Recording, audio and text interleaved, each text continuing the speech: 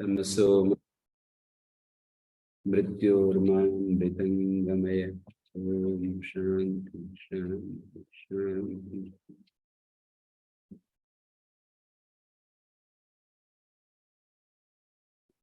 विवेक चूड़ामणि कक्षा 49। मुक्ति में मुख्य बाधक अहंकार है, इस बात को यहाँ पर प्रस्तुत करने जा रहे हैं। 249 नंबर 299 नंबर श्लोक है। सारी हमारी ये जो विवेक चूड़ामणि पुस्तक है, इस पुस्तक में श्लोकों की संख्या होती है 580। 580 श्लोक होते हैं। तो लगभग 300 श्लोक पूरे हो गए हैं। 300-600 श्लोक के लगभग हैं, 580 हैं। तो आधा ग्रंथ पूरा हो गया है, लगभग आधे से थोड़ा ज्यादा। और 49 दिन, लगभग 100 दिन में पूरा होता है ये ग्रंथ। 3 महीने में पूरा हो जाता है। तो 1-1 घंटा हम करते हैं तो 3 महीने में लगभग पूरा हो जाता है। 13 श्लोकों में ये प्रतिपादन करेंगे कि मुख्य बाधक अहंकार तत्व है मुक्ति में। मुक्ति में और कोई बाधा नहीं है, अहंकार ही बाधक है, ये बता रहे हैं। संति अन्य प्रतिबंधा पुंस संसार हेतु वो दृष्टा। बहुत सारे प्रतिबंध हैं पुरुष के सामने। वो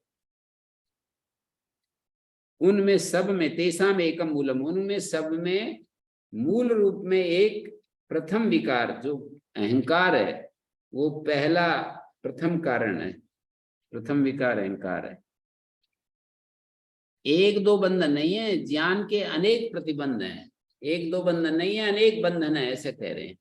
संति अन्य प्रतिबंधा पुंसः, पुरुष के अनेक बंधन है। संसार हेतु वो दृष्टा, संसार के हेतु देखे गए हैं।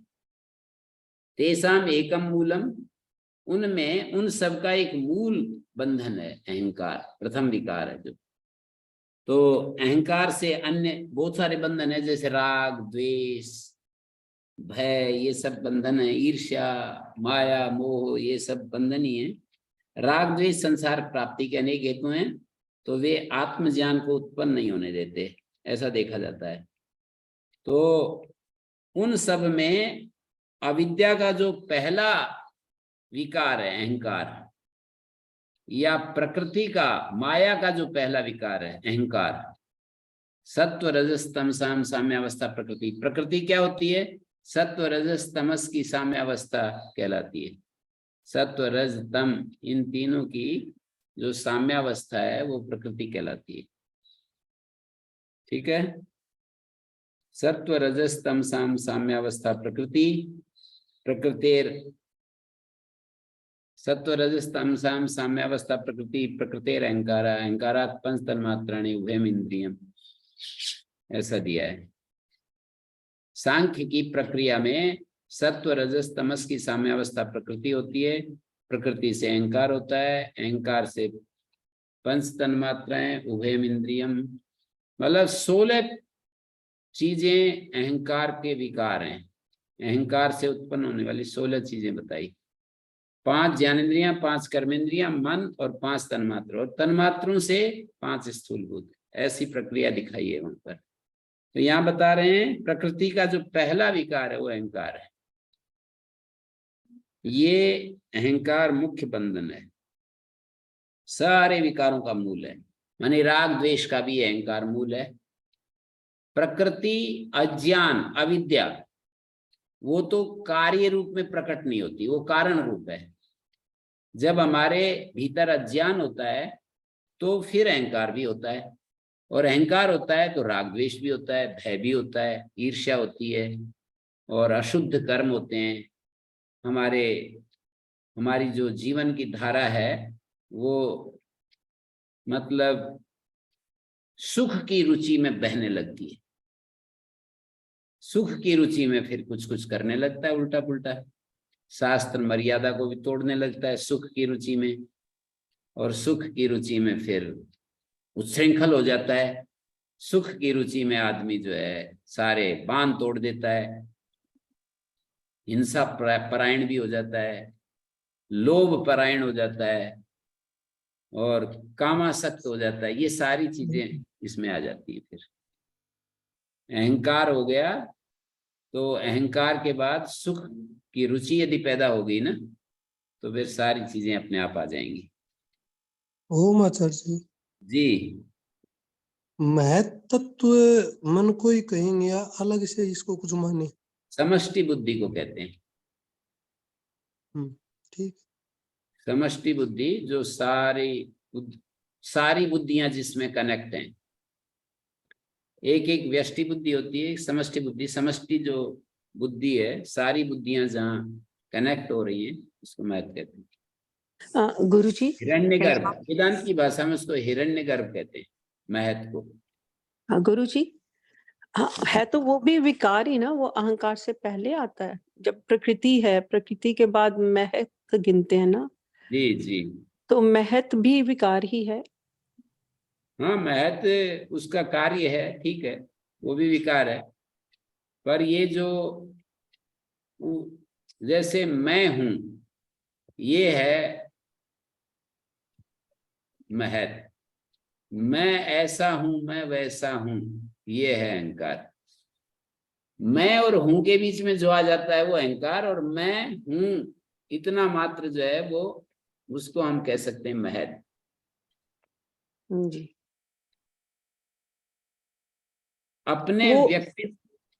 अपने व्यक्तित्व का जो निश्चय है ना, और बाहर का जो निश्चय है, मैं हूं और यह है, ये जो निश्चय है, ये तो बुद्धि के रूप में कहा जाता है। और अपने स्वरूप में कुछ लिमिटेशन ले आते हैं हम, कोई ऐसा लिमिट करने वाला तत्व जोड़ देते हैं कि मैं विद्वान हूं, मैं धार्मिक हूं, मैं अधार्मिक हूं, भारतीय हूं, मैं स्त्री हूं, पुरुष हूं, मैं जो भी कुछ अपने आप को लिमिट करने वाली चीज बीच में आ जाती है, तो वो अहंकार कहलाता है। मैं हूं मात्र अपनी सत्ता का निश्चय मात्र, या अपने बाहर जो कुछ है उसकी सत्ता का निश्चय मात्र, ये तो बुद्धि का कार्य है। बुद्धि का काम है निश्चय करना। अब इस निश्चय को थोड़ा और बढ़ा करके देखें तो लाभकारी, हानिकारक इत्यादि, जो बुद्धि का काम है निश्चय करना। अज्ञान, जितना ज्ञान प्रकर्ष होता है वो निश्चय सही होता है, अपने और दूसरों के लाभकारी होता है। वो निश्चय जितना वो अज्ञान युक्त होता है ना, जितना बुद्धि का स्वरूप, बुद्धि जितनी अज्ञान से युक्त होती है, मतलब बुद्धि एक बहुत बड़ा ज्ञान का भंडार समझ लीजिए, वो प्रकर्ष ज्ञान जितना अधिक होता है उसमें, तो वो उतना ही उसमें साफ साफ दिखता है, चीजें साफ साफ दिखती है। और जितना वो धुंधलापन आ जाता है, वो चीजें अस्त व्यस्त दिखती हैं। तो अज्ञान, और अज्ञान के बाद जो महत है, वो महत में जितना ज्ञान का प्रकर्ष या अपकर्ष है, उसके आधार पर हमारा ज्ञान हमारे सामने निश्चय रखता है कि ये लाभकारी है तेरे लिए, ये हानिकारक है तेरे लिए। तो जिन चीजों में हमें गलत निर्णय आ जाता है, बुद्धि के द्वारा गलत निर्णय आ जाता है, तो हमारी फिर वैसी ही प्रवृत्ति होती है, फिर हम वैसे ही बहने लगते हैं, गलत निर्णय के अनुसार ही बहने लगते हैं। क्योंकि जैसा हमारा निश्चय होता है उसके अनुसार हमारी प्रवृत्ति होती है, निश्चय के अनुसार। तो यदि निश्चय ने दिखा दिया कि ये तेरे लिए ग्राह्य तत्व है, ये तेरे लिए सुखद है, सुख देने वाला है, बेशक परिणाम में वो दुखद ही हो, परिणाम में दुख देने वाला होते हुए भी निश्चय में ये चीज आ गई कि ये तेरे लिए बहुत सुख देने वाली है, तो आदमी की प्रवृत्ति उसमें होगी। आदमी की जो प्रवृत्ति होगी वो उसी तरफ होगी, निवृत्ति में नहीं होगी। ये तो इससे ठीक यदि है। ये दिखाएगा कि ये तो बहुत ज्यादा हानिकारक चीज है तेरे लिए, बहुत ही दुखद चीज है, तो फिर वो उसमें निवृत्ति रहेगी। तो प्रवृत्ति और निवृत्ति हमारे निश्चय के आधार पर चलती है। ग्राह्यता और उपादेयता और हेयता बोलते हैं ना, ग्राह्य तो और त्याज्य। कोई चीज को हम क्यों ग्रहण करते हैं और किसी चीज को हम क्यों त्याग करते हैं, ज्ञान हमें वो दिखाता है। किसी भी चीज को हम क्यों ग्रहण करते हैं, क्यों त्याग करते हैं, यदि ये बोलेंगे तो ज्ञान हमारे सामने वो चीज रखेगा। ज्ञान के द्वारा चीजें हमारे सामने प्रकाशित होती हैं। ज्ञान जैसा हमें दिखाता है कि इससे लाभ होगा, इससे सुख मिलेगा, इससे सम्मान बढ़ेगा, इससे ये होगा वो होगा, मतलब किसी प्रकार का सुख दिखाएगा ज्ञान तो प्रवृत्ति होगी, किसी प्रकार का दुख दिखाएगा ज्ञान। ज्ञान ही हमें अपने शरीर से अलग, मन से अलग, प्राण से अलग, इच्छाओं से अलग हमारा एक चैतन्य स्वरूप है, ये ज्ञान ही हमें दिखाता है। और ज्ञान ही हमें दिखाता है कि शरीर के साथ ही कि तादात्म्य होकर के मैं भारतीय हूं, मैं गोरा हूं, मैं ये हूं, मैं वो हूं, मैं ब्राह्मण हूं, मैं स्त्री हूं, पुरुष हूं, ये सब भी ज्ञान ही दिखा रहा है। तो इसके आधार पर उसी तरह के परिणाम होंगे।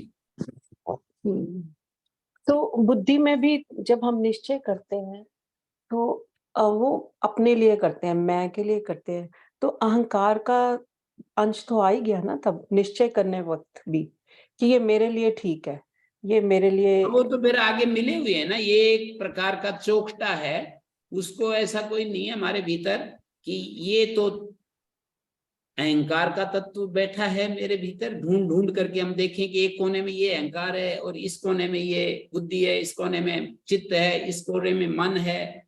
एक ही तत्व है, उसकी जो फंक्शंस हैं, उसके जो क्रियाएं हैं अलग अलग, उनके आधार पर नाम अलग अलग दे देते हैं। जी। जब हम भावनाओं के और इमोशंस के, फीलिंग्स के प्रवाह में होते हैं तो मन नाम दे देते हैं, निश्चय करने के उसमें होते हैं तो बुद्धि दे देते हैं। और मैं ऐसा हूं, मैं वैसा हूं, किसी चीज के साथ, किसी अनात्म के साथ चैतन्य का जो तादात्म्य है, यही अहंकार है। उसके आधार पर अपने स्वरूप का निर्धारण करना, अनात्म को मिलाकर के अपने स्वरूप को देखना, यही अहंकार है। जी जी। तो ये इन्होंने अनात्म के साथ आत्मा को मिलाकर के इसको ये पहला बंधन बता दिया। ओम गुरुजी। जी तो गुरुजी यहाँ तो अहंकार मतलब ईगो वाला ही अहंकार आ रहा है। हमने तो सुना था जो अहंकार है ये ईगो वाला अहंकार नहीं है, ये तो मतलब अपना अपना होने का ज्ञान को अहंकार कहते हैं। थोड़ा सा आज मतलब उससे भिन्न लग रहा है। नहीं, जब ये मुक्ति में बंधक बता रहे हैं तो ये तो वही है ना, ये तो ईगो अनात्म वाला ही के है साथ, जी। अनात्म के साथ अपने चैतन्य को तादात्म्य में देखना। जी जी। जो अर्जित चीजें हैं या प्राप्त चीजें या किसी ने हमको दे दी हैं या मिल गई हैं, पूर्व जन्म से मिल गई हैं या इस जन्म में मिल गई हैं, और उनके साथ अपने स्वरूप का निर्धारण कर लेना। जैसे किसी पद के आधार पर, किसी दूसरों के द्वारा दिए गए सम्मान के आधार पर अपने स्वरूप को देखने लग जाना। तो ये अहंकार को सभी जगह ऐसे ही डिफाइन किया हुआ है, यहाँ विवेक चूड़ामणि में थोड़ा सा अलग देख रहे हैं हाँ गुरुजी? नहीं, ऐसा ही है सब जगह। जो अच्छा योग दर्शन में अस्मिता क्लेश है, वही यहाँ अहंकार है। जी। जी गुरुजी। अविद्या अस्मिता राग द्वेष में जो अस्मिता क्लेश है ना, जी जी। वही यहाँ पर अहंकार है। दृक् दर्शन शक्ति की एकात्मता, जी जी जी गुरुजी। आत्मा अनात्म की एकात्मता, ये अहंकार है। और उसमें जो है अहंकार के कई सारे लेवल्स हैं। कभी कभी हमसे बाहर की चीजों को भी हम अपने साथ जोड़ करके देखते हैं, अपनी भूमि को, अपने स्त्री परिवार, पुत्र परिवार आदि को एक करके देखते हैं। तो कभी कभी हम किसी पद के आधार पर, मैं किसी मुख्यमंत्री हूँ या प्रधानमंत्री हूँ, उसके आधार पर अपने आप को देखते हैं, पावरफुल के रूप में देखते हैं, नंबर 1 हूं मैं संसार का। तो ये अहंकार, ये तो अहंकार ही है ना।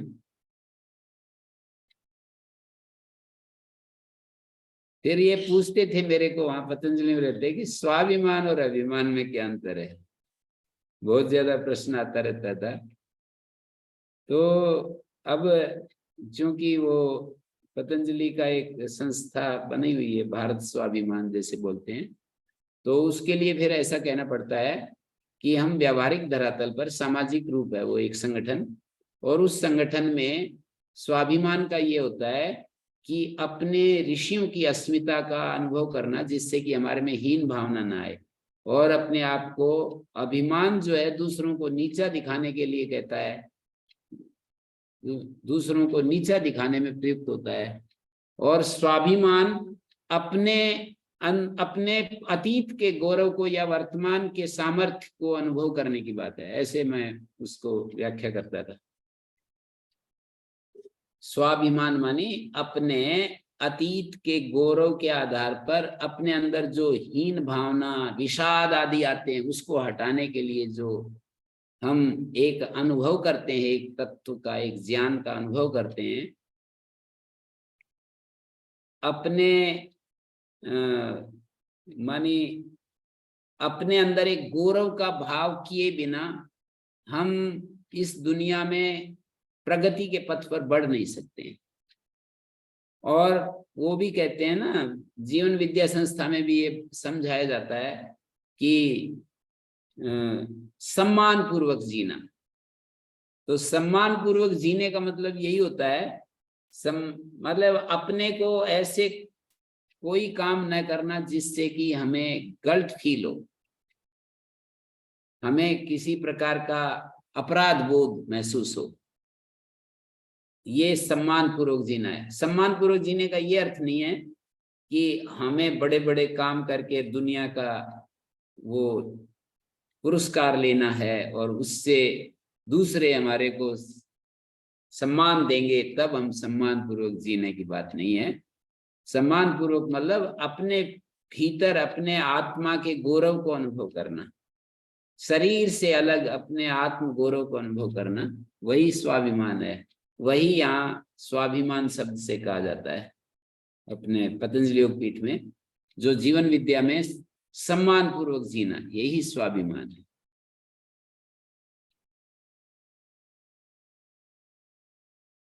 और ये अहंकार तो मतलब दूसरे को हीन समझना, अपने को विशेष समझना, और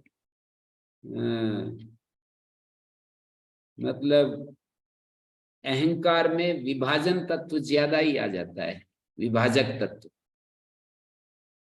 मतलब अपने को लिमिट करने वाला जो तत्व है वो अधिक सक्रिय हो जाता है।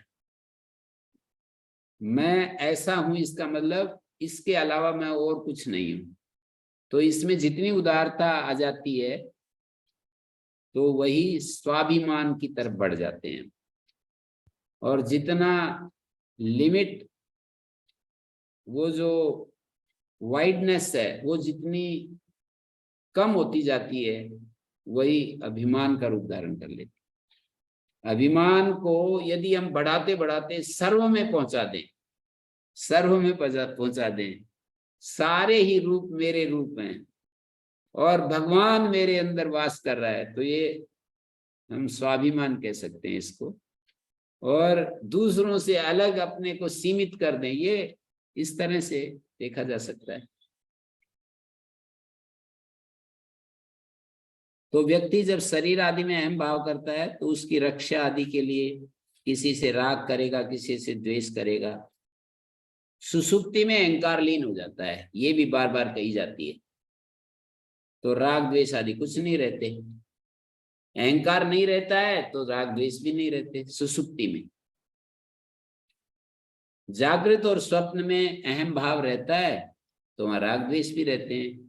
कोई स्वप्न में भी हमें कोई अच्छा लगता है, कोई खराब लगता है। जागृत में तो है ही। जो हमारे काम में सहयोगी है, हमें लाभ देता है, हमें आगे बढ़ाता है, तो हमें अच्छा लगता है, राग हो जाता है। जो हमारे काम में बाधा डालता है उससे हमें द्वेष होता है, अप्रीति होती है। द्वेष मानी अप्रीति। तो अहंकार जो है जागृत और स्वप्न में कार्य करता है, सुसुप्ति में लीन रहता है। स्वप्नगत अहंकार तो ठीक है, समझने के लिए ठीक है, लेकिन वो सारा तो जागृत अवस्था के अहंकार को ही हमें समझना होता है, उसको तिरोहित करना होता है। ज्ञान के द्वारा उसको अहंकार को विलय करना होता है। ये तो जागृत काल में ही अहंकार यदि विलय हो जाए सुसुप्ति की तरह, तो फिर तो हमें क्या बुरा लगेगा? हमें बुरा लग जाता है। कोई हमें भूल नहीं पाते हैं, उसको घटना को भूल नहीं पाते।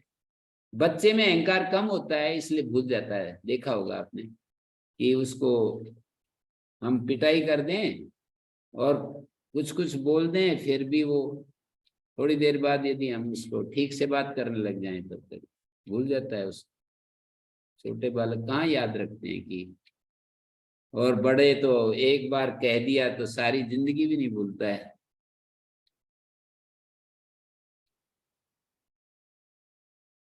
यावत् स्यात् स्वस्य संबंधो अहंकारेण दुरात्मना तावन्न क्लेश मात्रापि मुक्ति वार्ता विलक्षणम। जब तक दुरात्मा अहंकार, इसको दुरात्मा शब्द आचार्य ने प्रयोग किया है। दुरात्मा समस्त बंधनों के हेतु होने के कारण दुष्ट स्वभाव वाला है ये अहंकार, सारे बंधनों का हेतु होने के कारण। जब तक पुरुष का इस अहंकार के साथ, दुरात्मा अहंकार के साथ संबंध रहेगा, स्वस्य संबंध, स्वयं का संबंध, आत्मा का संबंध। मैंने कहा था ना, चैतन्य और जो दूसरी चीजें हैं, अनात्म चीजें, उनका जो संबंध है वो अहंकार में बदल जाता है। दोनों जब एक हो जाते हैं तो यावत् स्यात् स्वस्य संबंध, स्वयं का संबंध जब तक इस दुष्ट अहंकार के साथ रहता है, तावन लेश मात्रा भी, तब तक लेश मात्र भी मुक्ति वार्ता करने की जरूरत नहीं है। बिल्कुल फालतू बात करने की जरूरत नहीं है। फिर लेश मात्रा भी विलक्षणा, मतलब विलक्षण मुक्ति की जो वार्ता है ना, लेश मात्र भी नहीं हो सकती है। केवल बातें होंगी, कुछ नहीं होना। फिर विलक्षणा मुक्ति वार्ता लेश मात्रा भी न भवती। अज्ञान जन बंध जो होता है, अज्ञान बंध, जब तक आत्मा का और अहंकार का हमें भेद नहीं होगा ना पता कि ये तो आत्मा है। कल हम जो बात कर रहे थे, लंबी चर्चा, कि एक तो होता है पीछे जो आया था ना क्षणिक,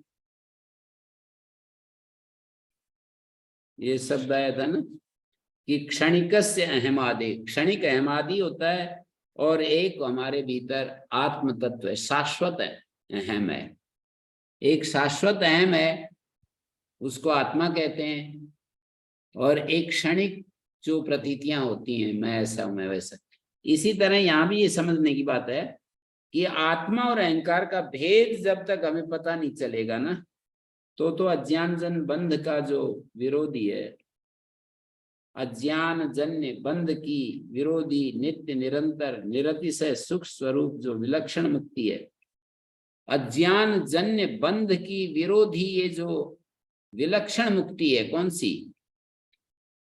नित्य निरंतर निरतिशय सुख स्वरूप जो मुक्ति है, उसकी स्वल्प मात्रा चर्चा होनी संभव नहीं है। स्वल्प मात्रा भी, उसकी थोड़ी सी चर्चा भी संभव नहीं है जब तक ये अहंकार के साथ संबंध है।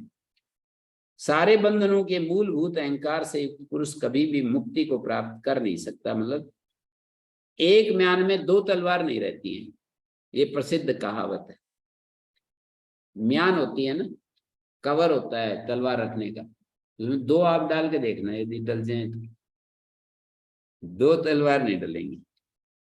तो अंतःकरण रूपी म्यान में अहंकार और मुक्ति, ये दोनों तलवार नहीं रह सकती हैं। अहंकार अंतःकरण रूपी म्यान है, या बुद्धि रूपी म्यान, अंतःकरण को बुद्धि समझ लिए, बुद्धि रूपी म्यान में ये अहंकार और मुक्ति दोनों नहीं रह सकते।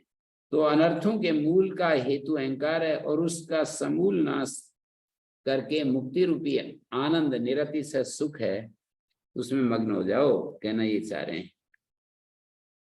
अहंकार के अभाव में भी मुक्ति लाभ होता है।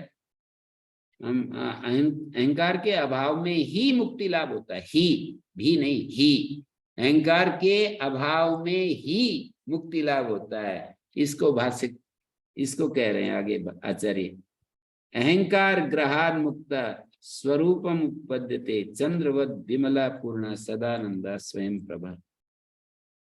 ग्रह होता है जो ग्रहण करे, ग्रस ले, उसको ग्रह कहते हैं। जैसे राहु होता है ना, उसको ग्रह नाम देते हैं।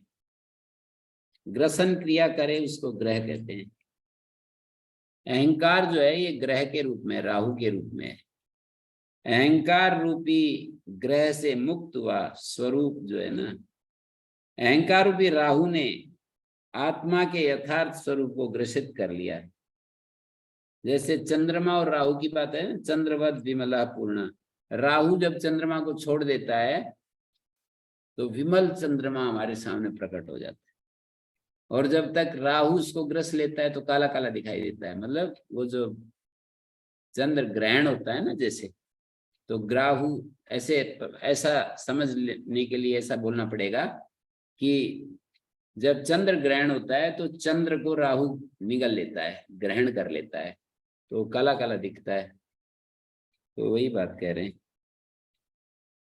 तो मुक्त हुआ पुरुष जो है, राहु से मुक्त हुआ पुरुष पूर्णिमा के चंद्रमा के समान अपने निज स्वरूप को सम्यक रूप से प्रत्यक्ष रूप से प्राप्त कर लेता है। वो स्वरूप कैसा है? तो कहते हैं मल रहित होने के कारण वो विमल है, चंद्रवत विमल है और पूर्ण है। ये जो देश काल और वस्तु परिच्छेद से रहित है और सदानंद है। मल रहित होने से वो विमल है, निर्मल है, परिच्छेद रहित होने से पूर्ण है, और नित्य निरंतर सुख रूप होने से सदानंद है। मतलब बाधा रहित सुख वाला है। हमारा स्वरूप तो बाधा रहित सुख है, या ऐसे कह लीजिए, दोनों ही भाषा चलेंगी। मेरे सिद्धांत के अनुसार कहेंगे तो सच्चिदानंद परमात्मा हम जीव में ओतप्रोत है, हम जीव में ओतप्रोत है। तो ये लोग कहेंगे कि वो जो सच्चिदानंद है वो हमारी बुद्धि रूपी उपाधि में ओतप्रोत है। वहां जीव कह देते हैं, ये बुद्धि कह देते हैं, बस इतना ही अंतर। बुद्धि रूपी उपाधि में परमात्मा उपस्थित है, जीव में, जीवात्मा में परमात्मा की उपस्थिति है। जीवात्मा की योग्यता है कि वो परमात्मा की उपस्थिति से वो होकर के, अननोन होकर के, और प्रकृति की चीजों को देखता रहे सुख देने के लिए, और इनसे अपने व्यक्तित्व को बढ़ाने के लिए देखता रहे, या इनकी तरफ अपनी दृष्टि घुमा करके जो परमात्मा हमारे जीवात्मा के भीतर मौजूद है उसी के साथ अपना कनेक्शन जोड़ा रहे। ये स्वामी दयानंद का इंटरप्रिटेशन है। आचार्य शंकर का इंटरप्रिटेशन है कि हम उपाधिगत परमात्मा में,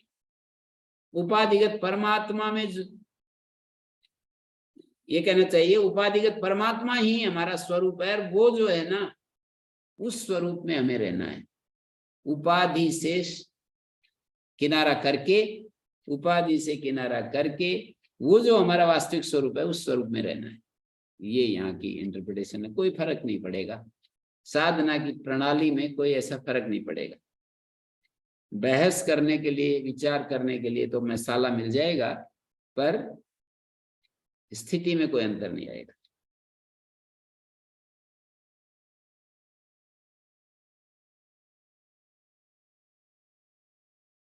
का स्वयं प्रभा, सबका प्रकाशक होते हुए स्वयं को अन्य प्रकाश की आवश्यकता नहीं है। स्वयं प्रकाश है। स्वयं प्रभा शब्द का अर्थ है स्वयं प्रकाश है, उसको प्रकाशित होने के लिए किसी अन्य प्रकाश की जरूरत नहीं है। जैसे चंद्रमा को प्रकाशित होने के लिए सूर्य के प्रकाश की आवश्यकता है, पर सूर्य को अन्य प्रकाश की आवश्यकता नहीं है। समझाने के लिए उदाहरण दे रहा हूं। ऐसे तो सूर्य भी परमात्मा के प्रकाश से प्रकाशित है, एक अलग स्थिति। तो चंद्रवद विमला पूर्ण सदानंदा स्वयं प्रभा। अहंकार ग्रहात मुक्त, अहंकार रूपी राहु से मुक्त हुआ स्वरूपम उपपद्यते। पूर्णिमा के चंद्रमा के समान चंद्रवत निर्मल पूर्ण सदानंद स्वयं प्रकाश अपने स्वरूप को प्राप्त हो जाता है। हमारा जो ये स्वरूप है उसको प्राप्त कर लेता है। ब्रह्मात्म भाव अहंकार के नष्ट होने पर भी, ब्रह्मात्म भाव कैसे मिलता है हमको? ब्रह्मात्म भाव बोले अहंकार के नष्ट होने पर मिलता है। तो कहते हैं योवा पुरा एषो अहम इति प्रतीतो बुद्ध्या अविविक्त तमसाति मूढ़या तस्यैव निश्शेषतया विनाशे ब्रह्मात्म भाव प्रतिबंध शून्य। तो कहते हैं योवा पुरा एषो अहम इति प्रतीतो बुद्ध्या अविविक्त तमसाति मूढ़या। तमोगुण से अत्यंत मोहित बुद्धि के द्वारा, तमसाति मूढ़या शब्द है ना, तमोगुण से अत्यंत मोहित बुद्धि के द्वारा अविवेचित इस शरीर में, बुद्धि के द्वारा अविवेचित इस शरीर में यह मैं हूं ऐसी जो प्रतीति होती है, एषो अहम इति प्रतीतो। यहाँ पर पूरे पुरैषा पुरा एषा अहमिति यो प्रतीता तस्य निश्शेषतया विनाशे, तस्यैव निश्शेषतया विनाशे, उसकी संपूर्ण विनाश होने पर ब्रह्मात्म भाव प्रतिबंध शून्य। ब्रह्मात्म भाव जो है प्रतिबंध शून्य होता है। अहंकार के नष्ट होने पर ये ब्रह्मात्म भाव प्रकट होगा। यो वा पुरा एषो अहमिति प्रतीता तमसाति मूढ़या बुद्ध्या अविविक्ता, अविविक्ता मानी अभिन्न, बुद्ध्या अविविक्ता, तमोगुण से अत्यंत मोहित बुद्धि के द्वारा अविविक्त इस शरीर में, बुद्ध्या विविक्ता बुद्धि से अविविक्त एक ही भूत इस शरीर में यह मैं हूं ऐसी जो प्रतीति है, उसके पूर्णतया नष्ट होने पर ब्रह्मात्म भाव होता है। तमोगुण से माने अज्ञान से अत्यंत मोहित हुई आत्म स्वरूप का विवेचन करके उसे जानने में जो असमर्थ है, आत्म स्वरूप का विवेचन करके उसे जानने में जो असमर्थ है, ऐसी बुद्धि के द्वारा अविविक्त अविवेचित इस शरीर में ही यह मैं हूं ऐसी जो प्रतीति हो रही है, बुद्धि के द्वारा अविविक्त, विविक्त होता है अलग और अविविक्त माने एक ही भूत। तो इस शरीर में यह मैं हूं ऐसी जो प्रतीति हो रही है ना, अपने स्वरूप को शरीर के साथ एक करके अपने आत्मा को देखते हैं, हम अपने स्वरूप को देखते हैं। कैसी बुद्धि के द्वारा देखते हैं ये? तमसाति मूढ़या, तमोगुण से मोहित हुई बुद्धि के द्वारा, तमसा अतिमूढ़या बुद्धिया अविविक्ता अहमिति प्रतीत है, मैं शरीर के साथ मैं ऐसी जो प्रतीति हो रही है ना, जब निश्शेषतया विनाश हो जाता है इस प्रतीति का, अहंकार जब नष्ट हो जाता है तो प्रतिबंध शून्य ब्रह्मात्म भाव होता है।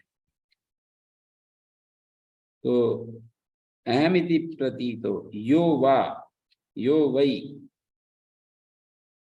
यो वा पुरा ऐसा, वा शब्द जो है प्रसिद्धि का द्योतक है।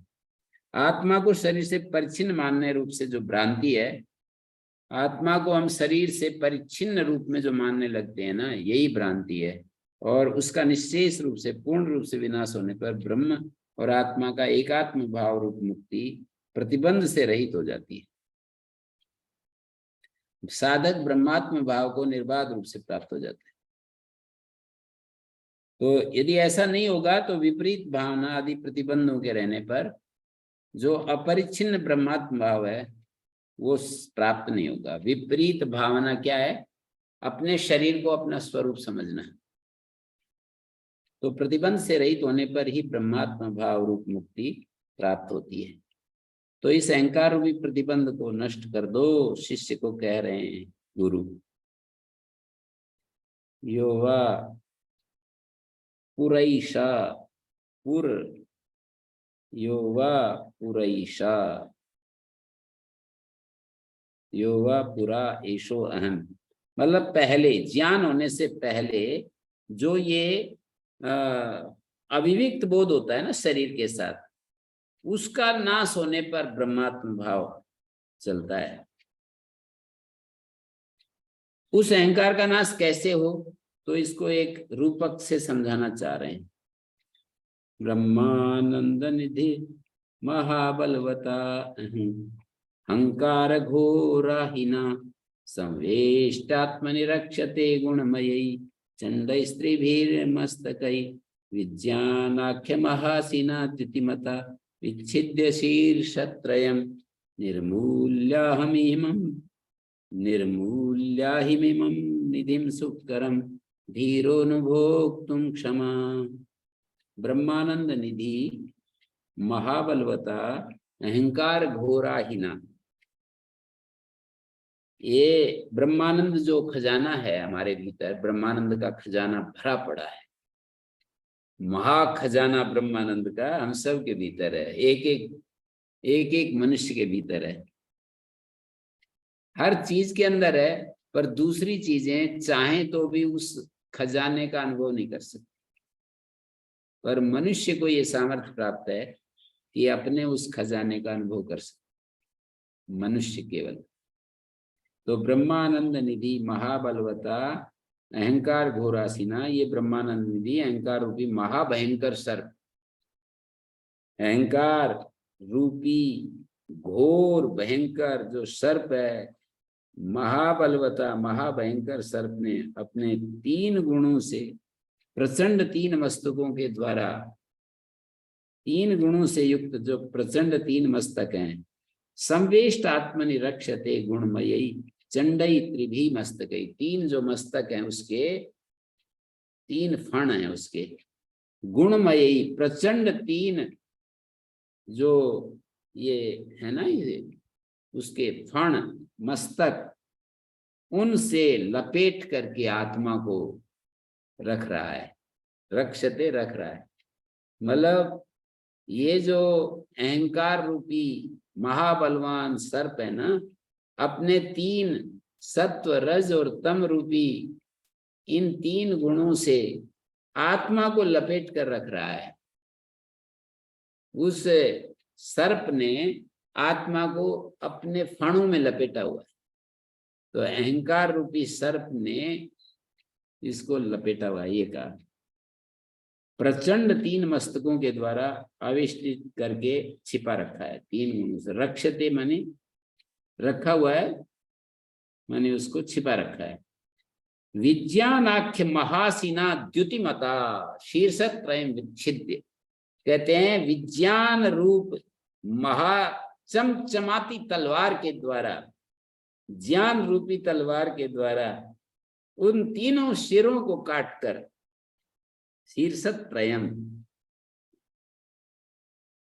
निर्मूल्य अहिम इमम, इस महाभयंकर सर्प को निर्मूलन करके, अहंकार रूपी जो ये महाभयंकर सर्प है, इसका वध करके, नाश करके, धीरो इमम निधिम सुख करम, ये सुख कर जो निधि है उसका भोग करने में, उसका अनुभव करने में सक्षम हो पाता है,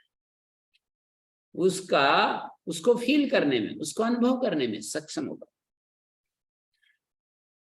विज्ञानाख्य महासीना द्युतिमता विच्छिद्य शीर्षक त्रयम्, ये 3 सिर कौन से हैं, मतलब वही है सत्व गुण रजोगुण तमोगुण के 3 सिर।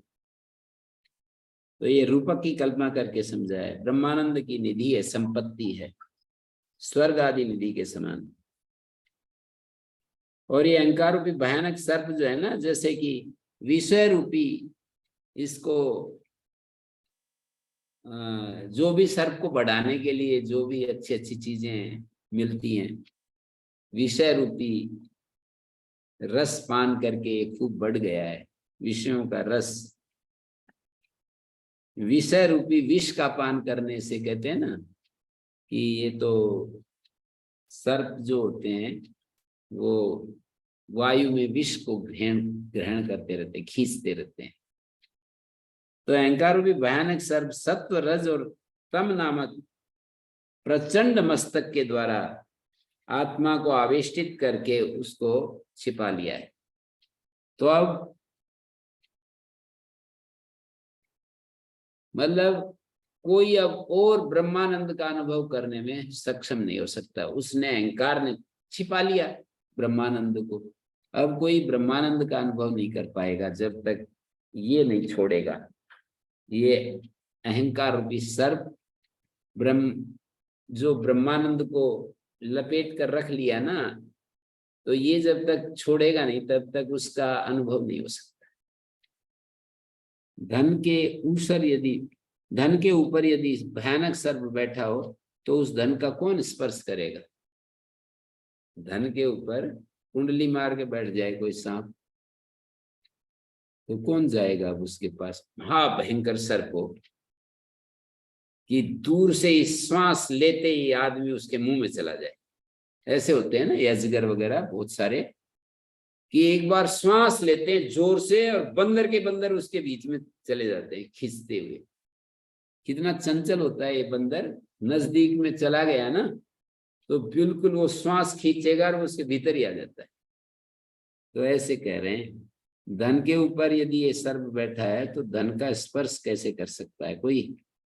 तो ये शिष्य, तुझे इस निधि को प्राप्त करना है तो अहंकार रूपी सर्प को महा चमचमाती तलवार, ज्ञान रूपी तलवार से इसके ऊपर प्रहार करना होगा।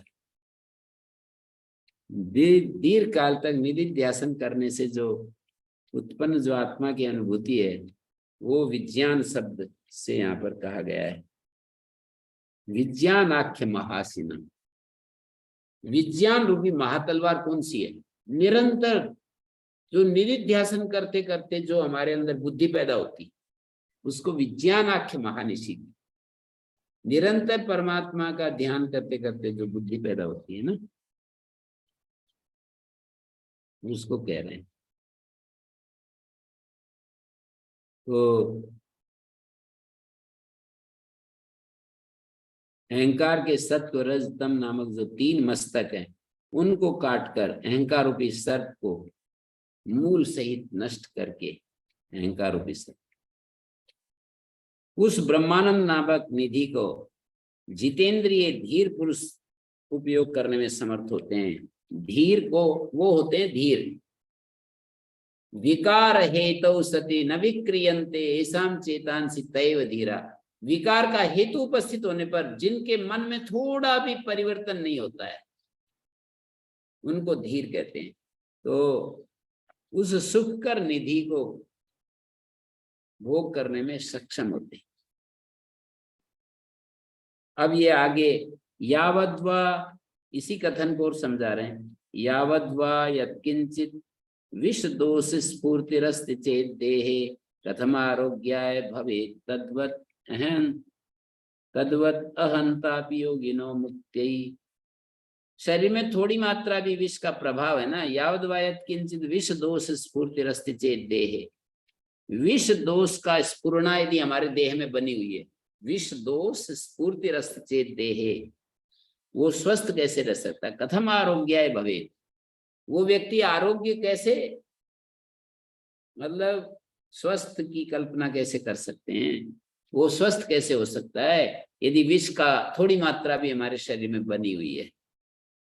तद्वत अहंतापि योगिनो मुक्ति। इसी प्रकार अहंता जो होती है ना, अहंता, अहंकारपन, अहंता जो है वो योगी जनों की मुक्ति के मार्ग में बड़ी भारी रुकावट है। अहंता, शरीर में जो अहंता है ये विष की तरह, शरीर में जैसे विष की मात्रा हो तो उसको स्वस्थ नहीं कह सकते। ऐसे ही योगी को मुक्ति के बीच, मुक्ति प्राप्ति के रास्ते में जो अहंता है, अहम भाव, वो भी विष की तरह है, विष की तरह है, वो प्रतिबंधक बन जाता है। वासना रूप से जो उस अहंता को अवशिष्ट नहीं रहने देना चाहिए, वासना के रूप में भी दग्ध बीज करना पड़ता है अहंता का। एक तो ऊपर ऊपर जैसे हम घास काट के ले आते हैं, थोड़े दिन में फिर वैसे की वैसी हो जाती है। खेत में देखो आप जाकर, दूब घास को और कई घास हैं, उनको एक बार ऊपर ऊपर से काट दो, कांग्रेस घास को ऊपर ऊपर से काट दो, थोड़े दिन में फिर अपने तैयार हो जाएगी। तो ये जो किसान लोगों को बार बार देखना चाहिए, खेत में जाकर के मैं तो उस काम को करते हुए निरंतर इस बात को बोलता रहता हूँ अपने साथियों के साथ कि देखो इसको हम उखाड़ रहे हैं, भी नीचे से उखाड़ दिया तो काम बन गया। यदि हमने ऊपर से इसको तोड़ दिया, कुछ घास जो होती है ना बहुत नीचे तक है, तो उसको हम खोदते रहते हैं, फिर आती रहती है, खोदते रहते हैं, उससे भी दुर्बल तो होती है पर वो जाएगी नहीं। जब थोड़ा सा मौका मिलेगा खूब हरियाली से भर जाएगी। तो जब तक वासना रूप से अहमता शरीर में रहती है तो निर्मूल्य, पूर्व श्लोक में उसको निर्मूल्य कहा था ना, विज्ञानाख्य महासीना द्युतिमता विच्छिद्य शीर्षक प्रेम निर्मूल्य। निर्मूल्य का मतलब उसका उन्मूलन करके। तो यहाँ पर वही कह रहे हैं, यदि कोई व्यक्ति के शरीर में सर्प दंश से या अन्य कारण से विष चला गया, सर्प ने ऐसे मार दिया और अंदर सर्प वो चला गया, तो विष सारे शरीर में पूर्ण रूप से निकल, जब तक वो विष सारे शरीर में से पूर्ण रूप से नहीं निकल जाता तब तक उस व्यक्ति की मूर्छा आदि सम्यक रूप से दूर नहीं होती। तो शरीर में से विष का प्रभाव पूर्ण रूप से समाप्त हो जाए तभी वह पूर्ण आरोग्य की स्थिति में आता है। तो अहंता भी वही है, अहंकार वासना के रूप में स्वल्प मात्रा में भी जब तक है, हमारे भीतर है, तो श्रवण मनन करने के बाद निधिध्यासन में जो लगे हुए मुमुक्षु है ना, श्रवण मनन निधिध्यासन, तो मुमुक्षुओं की मुक्ति के मार्ग में जो प्रतिबंधक है वो अहंकार ही है। अहंकार का पूर्ण रूप से उन्मूलन करना है। अहमो अत्यंत निवृत्त्या, इसका क्या फल होगा अहम की निवृत्ति का? अहमो अत्यंत निवृत्त्या तत्कृत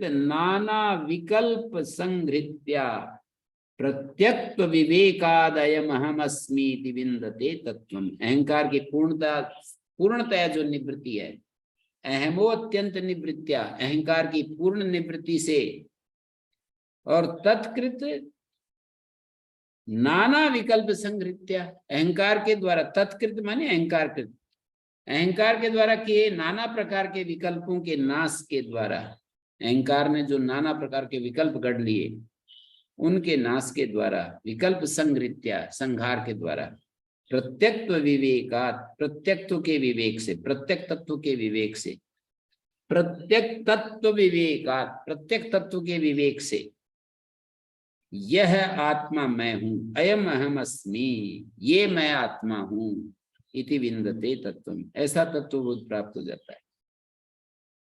तो इसमें कहा है पुनः अहंकार उत्पन्न न हो, उस प्रकार अहंकार का नाश करके, अहमो अत्यंत निवृत्त्या का अर्थ होता है पुनः अहंकार दोबारा न आए हमारे भीतर, ये अत्यंत निवृत्ति है। दोबारा आ गए तो अत्यंत निवृत्ति क्या हुई? कोई अवगुण, कोई दोष, कोई विकार दोबारा हमारे भीतर आ गया तो अत्यंत निवृत्ति नहीं है, वो तो ऊपर से काटा है हमने थोड़ा सा। तो अहमो अत्यंत निवृत्त्या, उससे उत्पन्न जो नाना प्रकार के विकल्प हैं, अहंकार के कारण से तत्कृत नाना विकल्प, उसके कारण से नाना जो विकल्प उत्पन्न होते हैं ना, ये मैं हूं, वो मैं हूं, इस तरह से नाना विकल्प उत्पन्न, उनका संहार करके, यानी उनका नाश करने से, निमित्त के दूर होने से, अहंकार के दूर होने से अहंकार के कारण जो नैमित्तिक चीजें हैं वो भी हट जाती हैं। तत्कृत ये शब्द आया, मानी प्रथम विकार भूत अहंकार मूलक अनेक प्रकार के कुल, गोत्र, नाम, रूप, आश्रम, पद, प्रतिष्ठा, ये सारे अहंकार के चट्टे बट्टे। अभी मुझे समझ में आता है, गुरुजी ने एक बार कहा था मुझे, नूरगढ़ वाले स्वामी जी महाराज ने ये कहा था कि ये जो अहंकार के ही सब चट्टे बट्टे हैं, काम, क्रोध, लोभ, मोह, ईर्ष्या, द्वेष, ये सब अहंकार के ही चट्टे बट्टे हैं, ऐसे कहा। तब तो मुझे समझ में नहीं आता था, पर अब आने लगा। ओम गुरुजी। जी। तो गुरुजी ये अहंकार जो है ये शरीर को आत्मा को भिन्न समझेंगे तब दूर होगा? ये तो बता ही रहे हैं ना, बहुत सारी चीजें बता रहे हैं ना।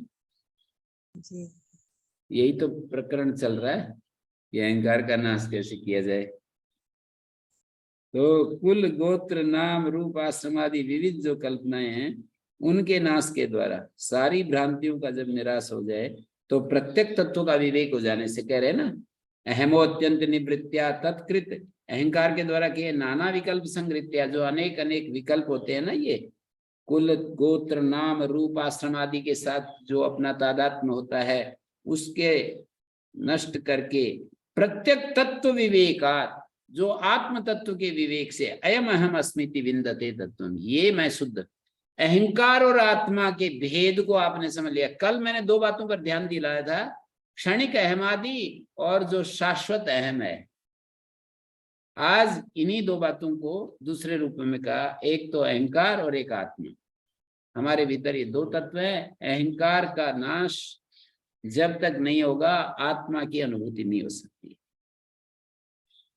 तो प्रत्येक तत्व का विवेक हो जाने से आत्मा के यथार्थ स्वरूप को अलग करके अनात्मा से असंकीर्ण आत्मा के ज्ञान को, यह मैं हूं, अनात्म से आत्मा को अलग करके, जैसे वहां भी कहा है ना कि वो जैसे मुंज से इशीक को अलग करते हैं, ऐसे इस शरीर से आत्मा को अलग करें, अहंकार से आत्मा को अलग कर ले। अहंकार और आत्मा बहुत गुथे हुए हैं। वृत्ति सारूप्य मित्रत्व प्रत्यानुपश्य दृष्टा दृषि मात्रा शुद्धो भी प्रत्यानुपश्य, ये जो प्रत्यानुपश्य स्थिति है ये अहंकार की स्थिति है। वृत्ति सारूप्य जो स्थिति है अहंकार की स्थिति है। दृष्टा दृषि मात्रा शुद्धा ये आत्मा की स्थिति। योग शास्त्र में जो दृष्टा दृषि मात्रा शुद्धा कहा है ये आत्मा की स्थिति है, प्रत्यानुपश्य अहंकार की स्थिति। वृत्ति सारूप्य मित्रत्र ये अहंकार की स्थिति है, तथा दृष्टु स्वरूप अवस्थानम ये आत्मा की स्थिति। कितना अच्छे से आप लोगों को बता दिया है, अब इसमें तो कोई शंका की बात ही नहीं बची है। तो आगे शिखरणी छंद है, अहंकर्तर्यस्मिन् अहमिति मतिं मुञ्च सहसा विकारात्मन्यात्मा प्रतिफल जुषि स्वस्थितिमुषि यदध्यासात् प्राप्ता जनिमृति जरा दुःख बहुला प्रतीचश्चिन्मूर्तेस्तव सुखतनो संसृतिरियम्। अहंकर्तरि अस्मिन् अहमिति मतिं मुञ्च सहसा, अहंकर्ता में जो ये आत्म प्रतीति हो रही है ना, अहंकर्ता प्रत्यक प्रतीचः चिन्मूर्ते तव सुख तनो संसृतिरेयम् विकारात्मनि आत्म प्रतिफल जुषि स्वस्थित मुषि स्वस्थिति मुषि यदध्यासात् प्राप्ता जनि मृति जरा दुख बहुला। कवि भी बहुत ही सुंदर है आचार्य, केवल एक योगी नहीं, अद्भुत कवि भी हैं। इतने सुंदर सुंदर श्लोक बना रखे हैं, हजारों हजारों श्लोक बनाए हैं उन्होंने। अद्भुत मेधा संपन्न है, साक्षात शंकर के अवतार कहने लग गए, इसलिए उनको शंकर के अवतार, इसलिए उनका नाम शंकर पड़ गया। प्रत्यक्ष ज्ञान स्वरूप, प्रतीच चिन्ह मूर्ति का मतलब ज्ञान स्वरूप, सुख तनो का मतलब सुख स्वरूप, इयम संस्कृति तुम्हारे को जन्म मरण जनि मृति जरा दुख बहुला संस्कृति रियम। तुम हो तो प्रत्यक्ष स्वरूप हो, चिन्ह मूर्ति हो, सुख रूप हो, आनंद हो। सच्चिदानंद को ये शब्दों से जोड़ तोड़ करके श्लोक में फिट करना था ना। प्रतीचा शब्द का अर्थ हो गया प्रत्यक्ष स्वरूप, इनर मोस्ट बीइंग, और चिन्ह मूर्ति का मतलब चैतन्य स्वरूप, और सुख तनु का मतलब आनंद स्वरूप। सुख ही तनु है जिसका, और चिन्ह मूर्ति चैतन्य मूर्ति स्वरूप। तो प्रत्येक ज्ञान स्वरूप और सुख स्वरूप तुमको जन्म मृत्यु जरा दुख बहुला संस्कृति, जन्म मरण जरा दुखों से युक्त ये जो संसार है, यद अध्यासात प्राप्त, ये संसार अध्यास के कारण ही प्राप्त हुआ है। अध्यास क्या होता है?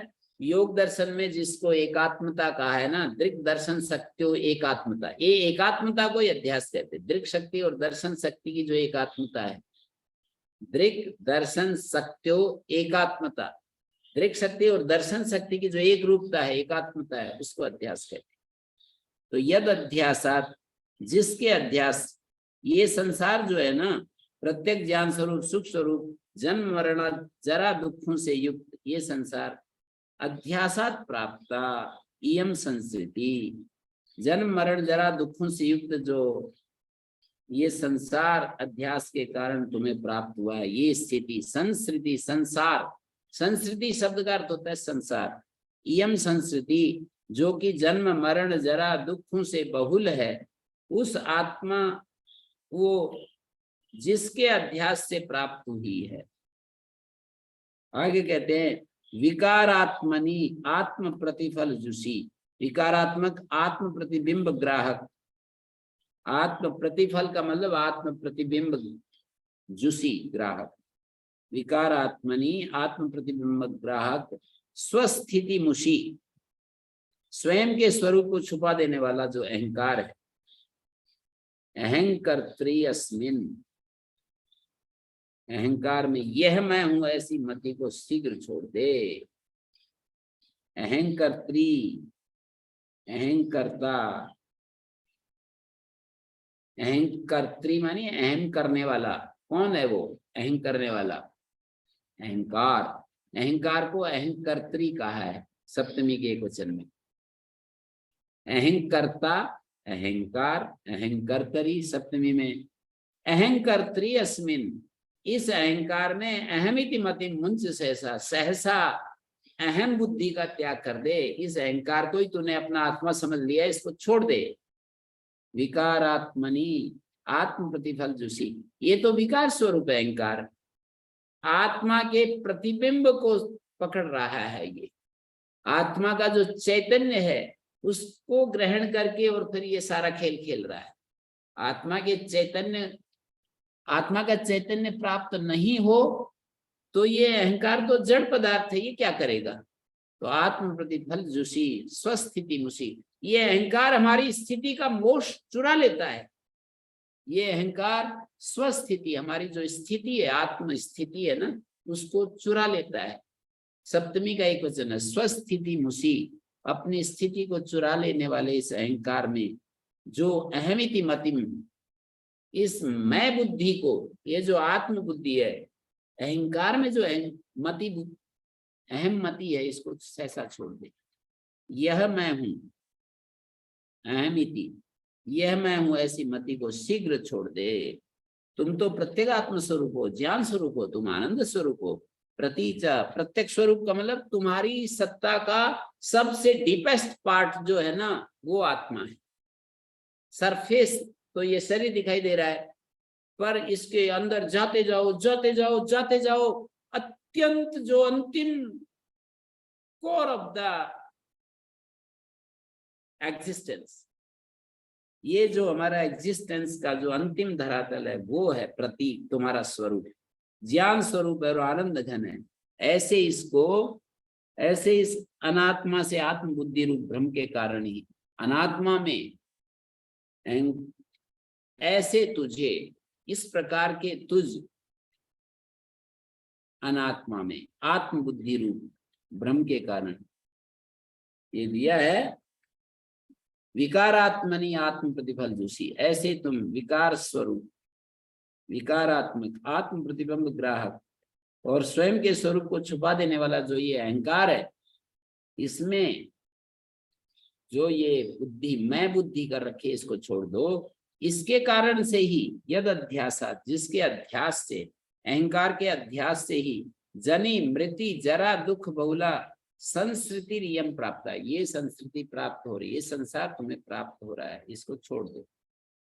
तो मतलब अनात्म रूप अहंकार में यह मैं हूं ऐसी अहमता को बिना सोच विचार किए, सहसा का मतलब होता है बिना सोचे समझे ही छोड़ दो, अगे फिर मेरा तो क्या होगा, फिर ऐसे डर आएगा, छोड़ने लगोगे तो डर आएगा। सभी अनर्थों का मूल अध्यास है, तो इस अध्यास का त्याग करने पर सुख स्वरूप आत्मा ही बचेगा। तो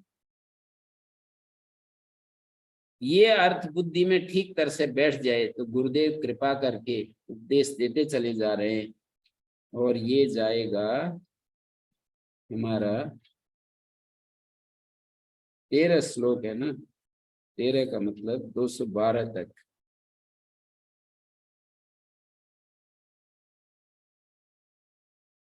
तो हम कल फिर इसकी चर्चा करते हैं आगे, फिर हम बढ़ाएंगे 307 से। ओम आचार्य जी, जी वैसे कल भी ये शंका थी थोड़ी, फिर आज फिर दोबारा से फिर आ गया। कल तो ये था कि सत चित आनंद इनसे जो रहित है, वास्तव में ये बात ठीक है कि इनसे जो रहित है, यानी कि ऐसी स्थिति जो हो जाती है वो परमात्मा स्वरूप है, वास्तव में ठीक है ये। और क्या आज बोल फिर दिया आपने, आचार्य जी ने, क्या बोल दिया? सच्चित आनंद से रहित। हाँ बिल्कुल, कल यही व्याख्या थी जी कि जो न सत्य है न चित्त है, जो न आनंद है, इस प्रकार का आप महसूस करिए, और उस जो स्थिति है यही है वास्तव में। नहीं नहीं और नहीं कल नहीं ये नहीं, गलत समझ गए, गलत समझ गए। सच्चित आनंद से रहित जो है वो अनात्मा होता है, सत से तो रहित नहीं हो सकता।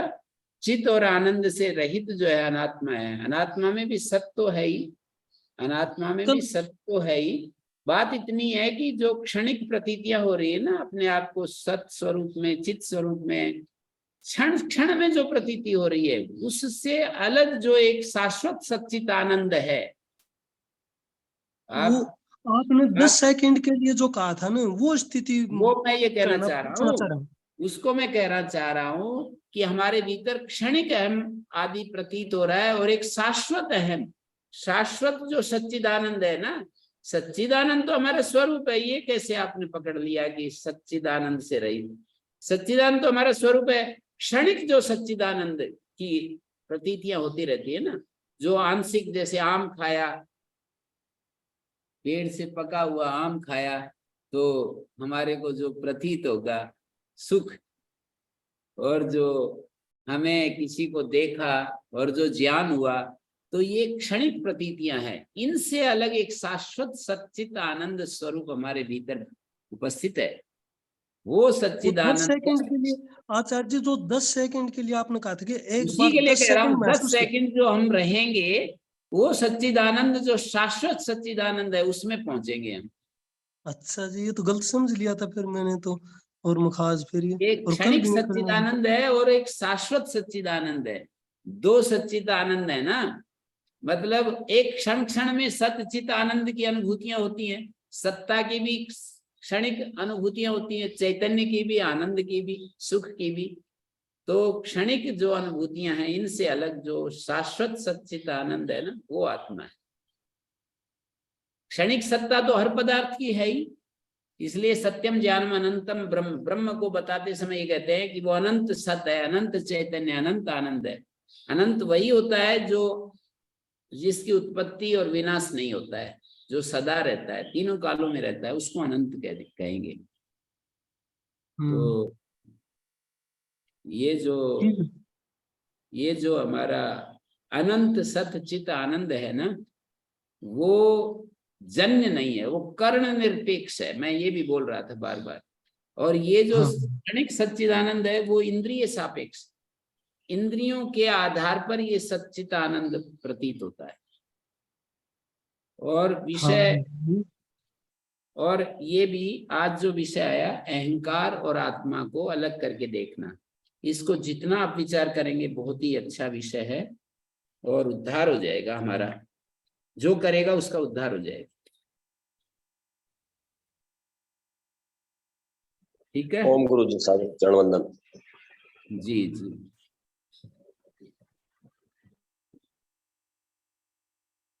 हाँ जी, बंद करो। ओम शांति शांति शांति।